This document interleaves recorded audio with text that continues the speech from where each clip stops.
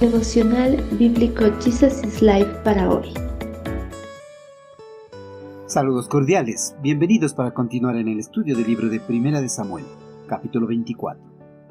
Deje todo en las manos de Dios. En el lugar donde el camino pasaba por algunos rediles, Saúl entró en una cueva para hacer sus necesidades, pero resultó que David y sus hombres estaban escondidos más adentro de esa misma cueva.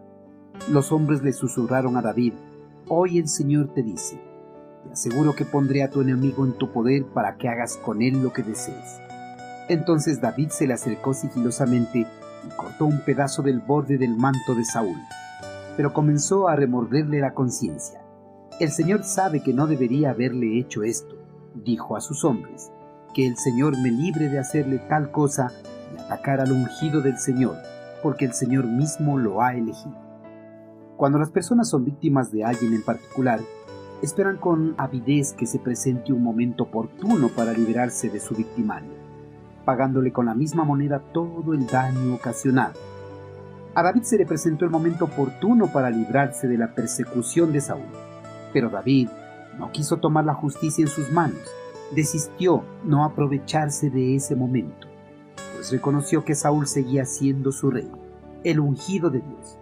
Después de la batalla con los filisteos, Saúl, al regresar a su palacio, se enteró del último paradero de David y sus hombres, razón por la cual tomó a 3,000 de sus mejores hombres de todo Israel y se dirigió rápidamente al desierto de Engadi, posible lugar donde todavía podía encontrarse David. Engadi era una región conocida como los peñascos de las cabras monteses. Era un lugar árido y tenía numerosas cuevas útiles para esconderse. En ocasiones, el pueblo local utilizaba estas cuevas como casas y tumbas. David y sus hombres, al conocer de estas cuevas, se habían dirigido para refugiarse de la persecución del monarca de Israel. Dejando a sus hombres, Saúl entró solo en una de esas cuevas para hacer sus necesidades, sin saber que David y sus hombres se escondían en el interior de la misma cueva.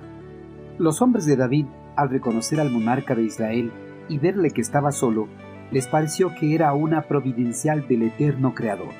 Razonaron que Dios estaba entregando en ese instante a Saúl en sus manos para que lo asesinasen, razón por la cual susurraron a David para que acabara con la vida del monarca hebreo. Tras las palabras de sus hombres, David se acercó solo a Saúl y le cortó un trozo del manto del rey cautelosamente, pero no pudo quitarle la vida al monarca, pues en el instante que cortó el manto, se remordió por las acciones reprochables en contra de su rey. David tenía un gran respeto por Saúl, a pesar de que éste trataba de matarlo. Aun cuando el estado de Saúl era de pecado y rebelión contra Dios, David seguía respetando la posición que tenía como rey ungido de Dios. David sabía que algún día sería rey, y sabía además que no era bueno derribar al hombre que Dios había colocado en el trono. Si asesinaba a Saúl, hubiera sentado un precedente para que sus propios adversarios hicieran lo mismo con él algún día. Queridos hermanos, Saúl durante mucho tiempo había perseguido a David y en 2 ocasiones había tratado de asesinarlo con una lanza.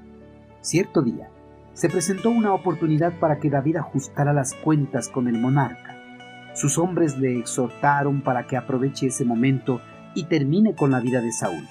Pero David se negó a acabar con la vida del monarca de Israel. Hermanos, al igual que los hombres de David, muchas personas en la actualidad piensan que hay que aprovechar las oportunidades que nos da la vida para arreglar las cuentas con las personas que nos han lastimado.